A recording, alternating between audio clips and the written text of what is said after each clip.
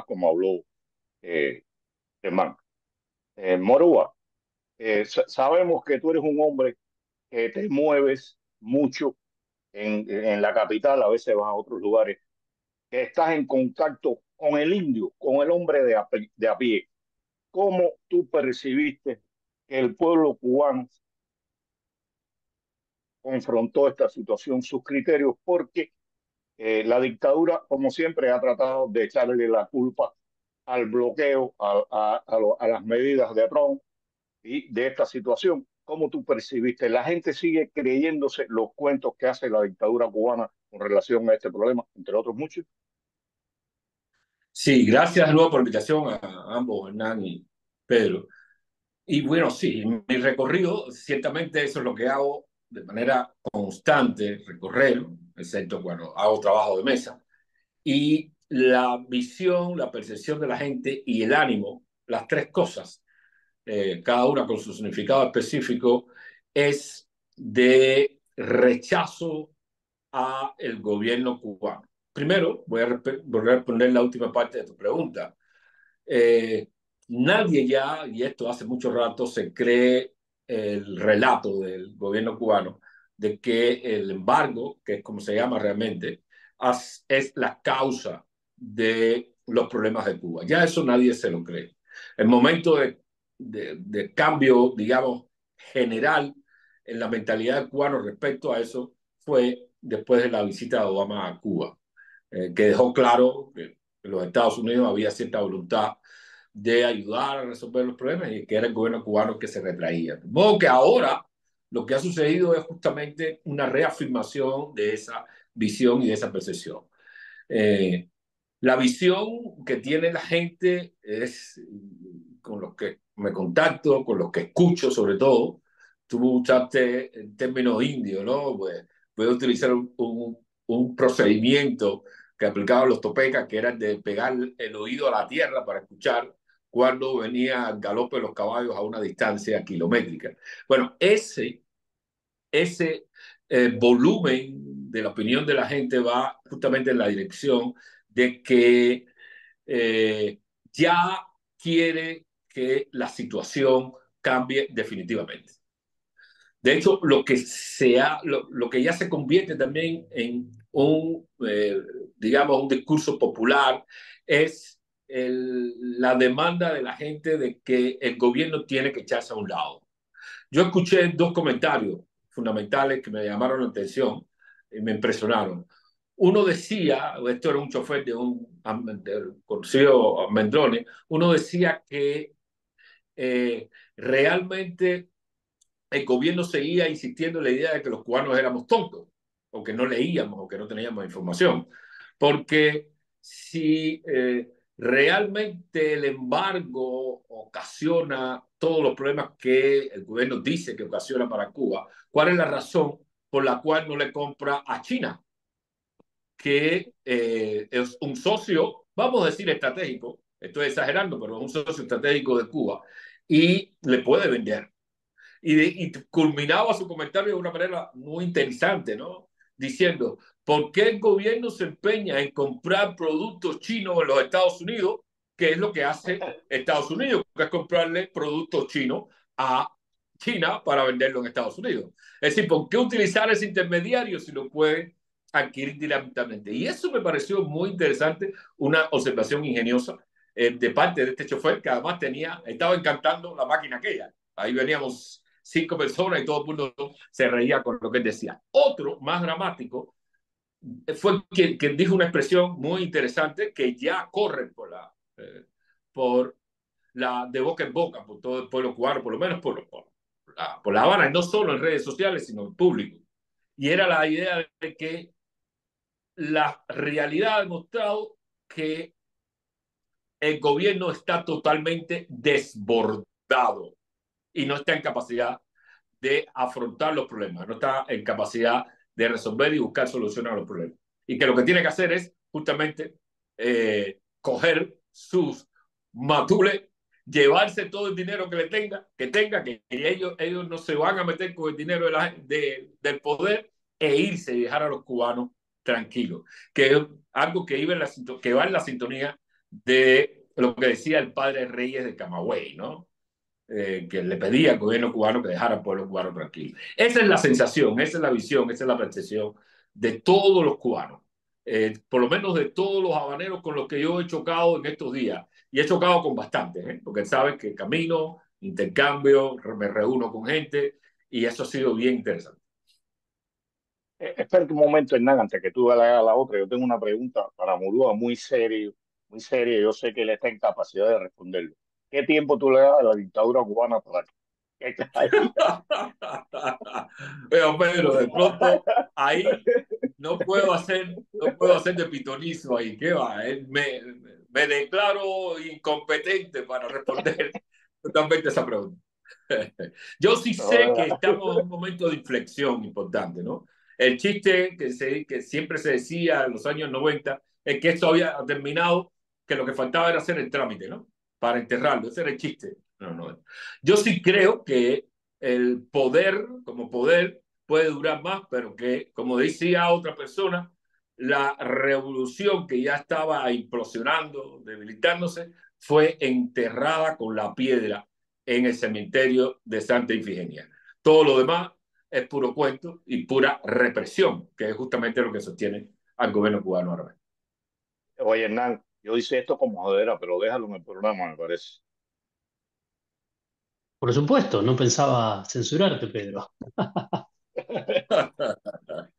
Eh, no, no, pero a ver, yo creo que, y siguiendo con esta pregunta de Pedro, que me parece que es válida, aunque no tenga una respuesta, yo siempre recuerdo a un amigo que estuvo en Cuba, que estuvo preso en Cuba, de hecho, Fernando Ruiz, que él decía que los, los regímenes autoritarios comenzaban el proceso de transición desde el minuto cero en el que asumen. Es decir, uno podría establecer el comienzo de la transición a la democracia en Cuba en 1960, por decir un año.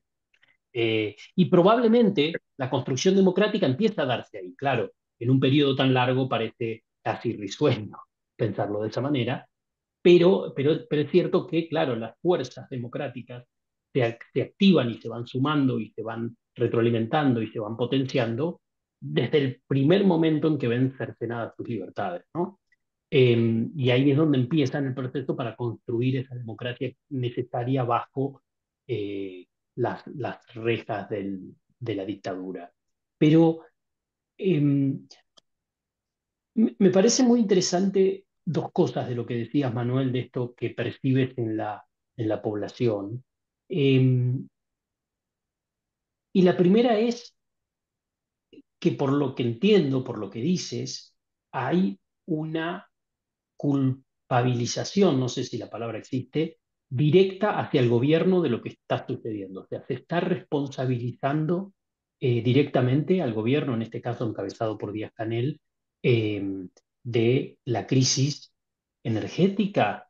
Parece, corríjame, ¿no? Pero parece casi una cosa menor, no lo es, pero es que ya son tantas las crisis, digo, energética, alimentaria, sanitaria, son tantas que de pronto se vuelve, bueno, que finalmente no queremos usar la palabra porque es como el cáncer, ¿no? No, es una palabra que no es grata de usar, pero estamos hablando, en el caso de Cuba hoy en día, de una crisis humanitaria. Entonces, mi pregunta es, ¿esto cambió? Quiero decir, antes el cubano no responsabilizaba al gobierno de lo que pasaba en el país y ahora empezó a darse cuenta que ya está, ya es culpa del gobierno. Yo creo que ya desde antes, esto es un proceso en que la gente va abriendo, como los gaticos del cuento checoslovaco, la época de Checoslovaquia, el, el cubano va abriendo los ojos, un gatico primero, un segundo gatico después y así sucesivamente. De modo que hay un proceso y yo no me atrevería a fecharlo, solo a mostrar lo que me pareció el momento en que todo estaba claro ya para el pueblo cubano, que fue julio de 2021, ¿no? Es decir, si el cubano se hubiese creído totalmente o ya no hubiera sacado de su mente el cuento del gobierno de que todo eh, es culpa de los Estados Unidos, no se hubiera producido las manifestaciones nacionales intensas, aunque de unas horas, pero nacionales e intensas de julio de 2021. Porque la gente habría entendido que lo que estaba aconteciendo era responsabilidad de los Estados Unidos y no de un gobierno que ha venido preocupándose por la gente. De modo que ese es un momento interesante en que uno puede, digamos, fechar, dejar con claridad este acontecimiento y esta, digamos, mutación, este cambio de mentalidad del pueblo cubano, no de grupos de la sociedad civil, de élite, de politólogos, que siempre han podido tener una claridad más o menos en relación con esto, sino del pueblo cubano tomado como cuerpo social, ¿no? Y en ese sentido, lo que ha venido aconteciendo ahora y la respuesta de la gente no es más que la reafirmación de ese proceso de apertura mental. Te cuento o les cuento, la noche, esto fue viernes, sábado y domingo y se extendió al lunes. 3 días de apagón nacional por primera vez en la historia mundial, a todo un país. Eso es Cuba, por primera vez, inaugura en el récord Guinness un país que se apaga durante más de 72 horas totalmente. Eso no ha ocurrido jamás. Bien, el día antes hubo una comparecencia del primer ministro, Manuel Marrero, para explicar la situación emergente en la que estaba el país, las medidas que se iban a tomar y las otras medidas políticos, policiales que el gobierno iba a tomar para, de alguna manera, controlar, mostrar que estaba en control de la situación y, por supuesto, paliar este golpe a la energía. Al otro día se fue la planta termoeléctrica de Matanzas, Antonio Guiteras.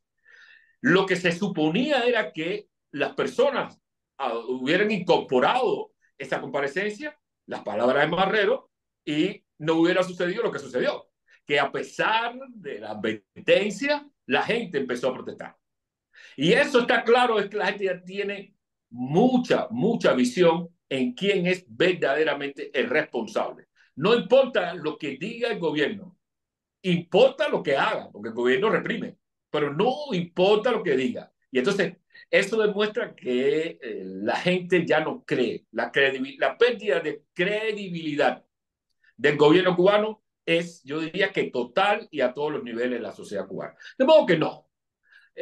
Hace mucho rato, esto es un proceso, ustedes lo saben mejor que yo, los cambios de mentalidad se van cuajando, se van dando, son procesos, no son de la noche a la mañana. Un acontecimiento puede acelerar o retardar, digamos, esos cambios de mentalidad, pero en todo caso, ese proceso ya es muy claro. Ya la idea de una sociedad confundida con su gobierno como si fuera un solo organismo, ya eso no existe. La gente ya se reconoce frente al Estado y ya sabe que el gobierno es el gran culpable y responsable de sus problemas, porque la culpabilidad y la responsabilidad se unen aquí en torno al gobierno cubano.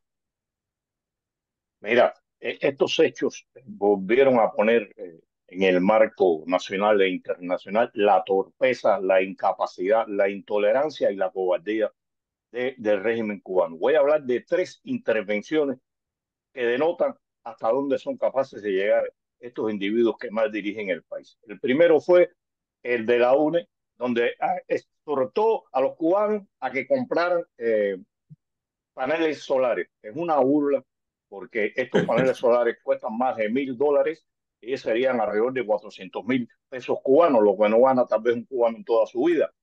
Después, como siempre, el designado, como te gusta decirle, y a mí también, Díaz-Canel, amenazó y dijo borrachos y motineros a aquellos que salieron a protestar con toda su razón. Hay que ser cobarde para usted decir que esta gente que está sufriendo hambre, falta de medicina, sin electricidad, sin poder cocinar, echándosele a perder su comida, que son borrachos, que son gente que no vale.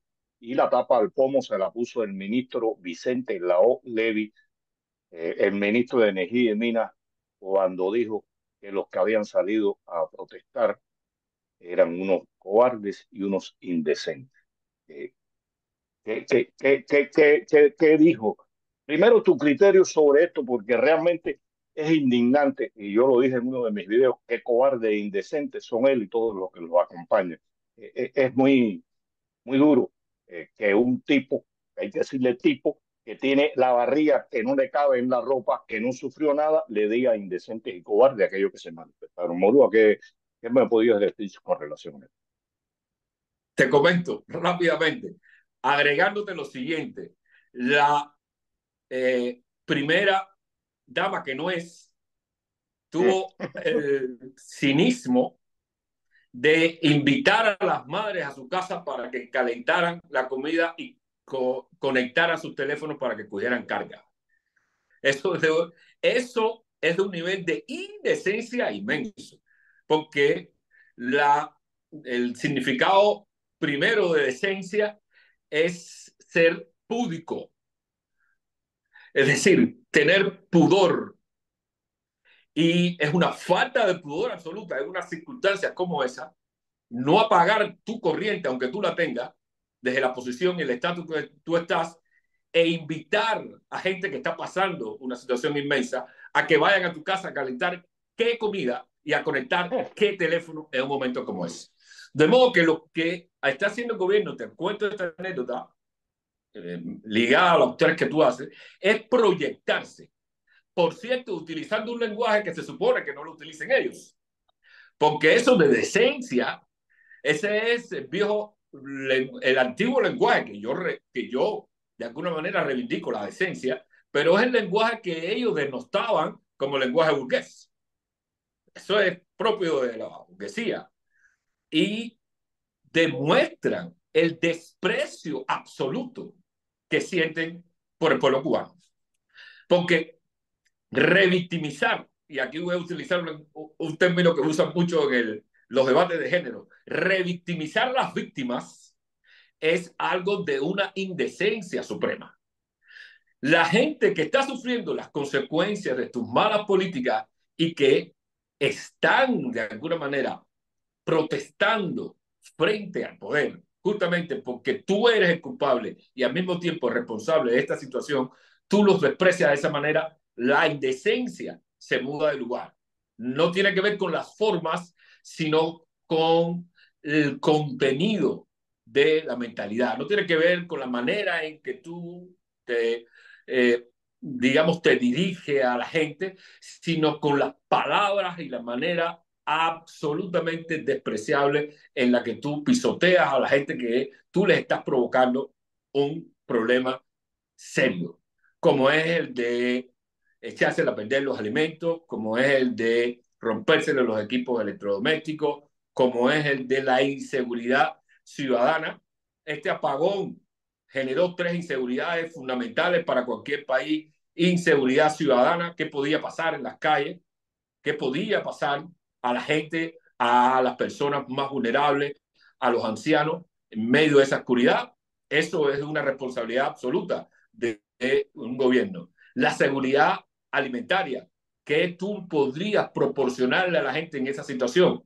Hay gente que ya no va a tener posibilidad ninguna por su edad y porque están jubilados de recuperarse de las pérdidas que le ha ocasionado este apagón, más el huracán, más la crisis previa que refleja precisamente este apagón. Es decir, ¿cómo te vas a dirigir de esa manera a gente que está bajo tu total responsabilidad y a las cuales tú no le das ninguna oportunidad?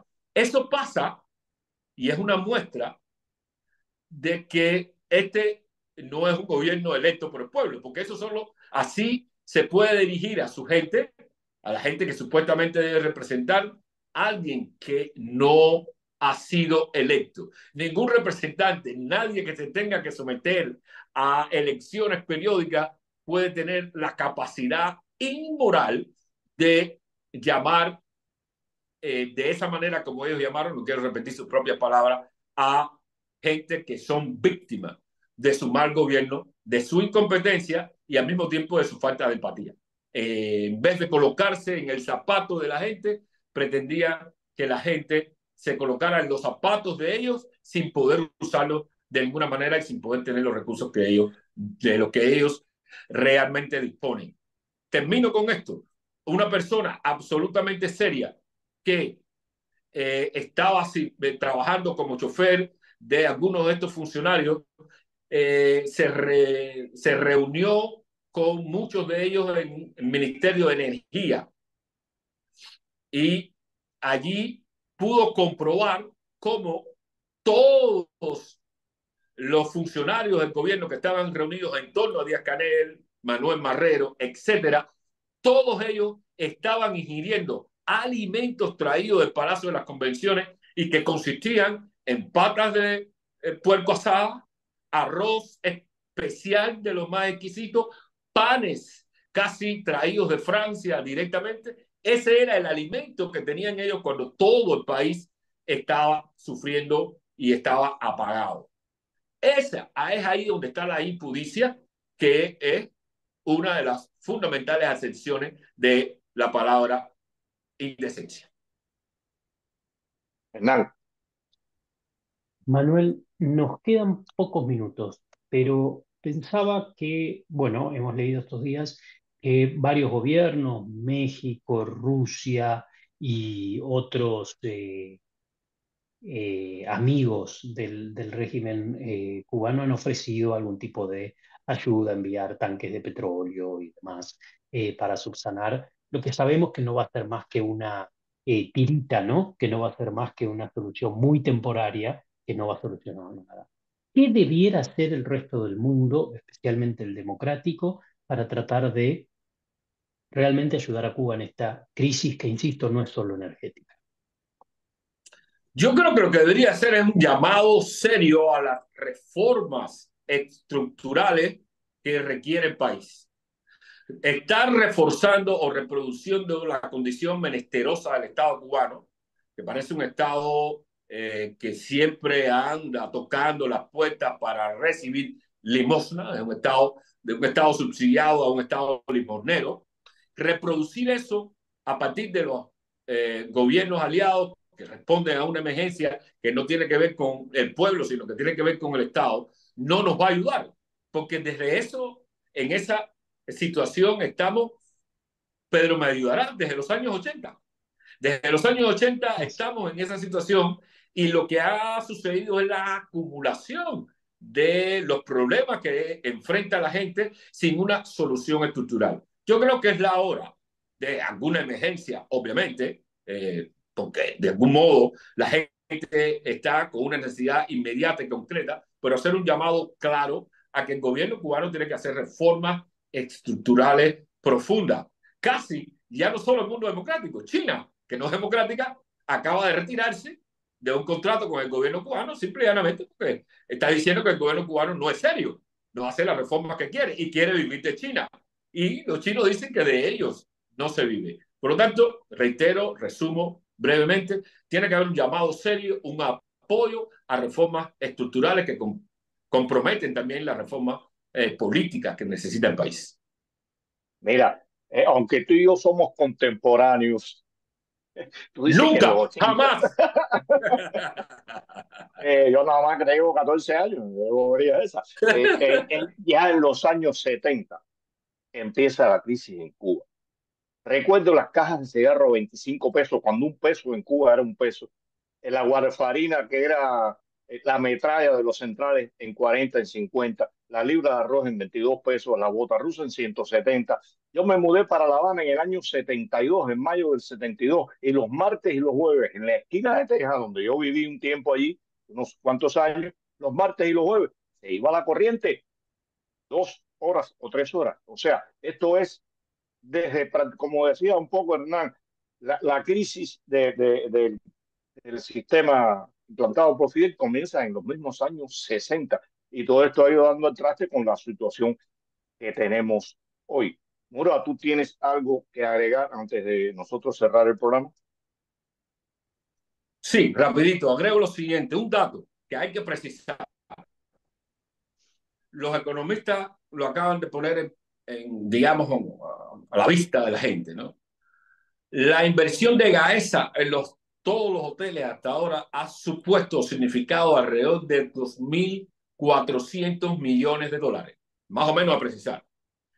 Con eso, según estos propios economistas, se habrían hecho 8 la misma cantidad de termoeléctricas que existen en Cuba. Y después construir los hoteles. Yo creo que eso es un dato preciso que no que me gustaría que quedara claro y que la gente lo buscara. Habría que precisar, repito, el dato. Segunda cosa agregar, con esto termino. Existe el concepto de tormenta perfecta, que es aquel momento en que se unen, se combinan una serie de circunstancias para hacer o implosionar o explotar una situación determinada. Bueno, Cuba está en medio de esa tormenta perfecta, que yo le llamo tormenta Cuba, porque confluyen al mismo tiempo todas las crisis estructurales que puede tener un país. Crisis de infraestructura, crisis del modelo político, crisis de la industria, crisis de valores, crisis demográfica, todo esto a nivel estructural. Y yo creo que eso es un problema serio que hace muchísimo más, o pone en tensión muchísimo más la necesidad de empujar y trabajar por un cambio profundo en Cuba hacia la democracia. Esa es la solución para Cuba. Ahí No, lo dejo. mira, yo vi también ese trabajo de los 2.400 millones. Sobran, Morúa, para hacer 8. Eh, cada mega, o sea, usted va a hacer una planta de 200 megawatts y por cada mega le cuesta 1 millón. O sea, como dijo Germán, Rusia le hizo un convenio, un crédito a Cuba de 1.300 millones de euros. Con esos 1.300 millones de euros construían 4 plantas de 200 megawatts, que eran 800 millones, y le sobraban el resto de esos millones para hacer reparaciones capitales a aquellos que lo pudieran hacerse. Con estos 2.400 millones se pudieran hacer 12 plantas termoeléctricas de 200 megawatts, o sea, 4 más que la que tiene el país en estos momentos con las que cuenta. Y hablando un poco antes de cerrar, el desprecio que sienten por el pueblo, ahora Díaz-Canel en su visita allá a Guantánamo dijo que habían rechazado como si eso fuera la ayuda del gobierno norteamericano. O sea, a ti no te hace falta esa ayuda porque, como bien tú dices, estoy comiendo puerco, estoy tomando cerveza mientras la gente se está muriendo por falta de electricidad, echándose a perder la comida, todas las desgracias que tú mencionaste y hablaste de la tormenta perfecta.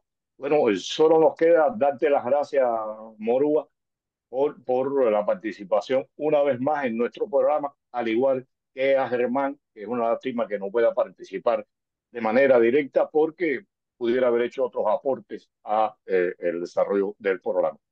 Un saludo a todos. Hernán. Y sumarme, como siempre, al agradecimiento tanto a Manuel como a Germán por este programa y dejar hecha la invitación para nuestra audiencia para el próximo sábado a las 5:30 de la tarde por los canales de Cubanet para seguir, como siempre, pensando Cuba.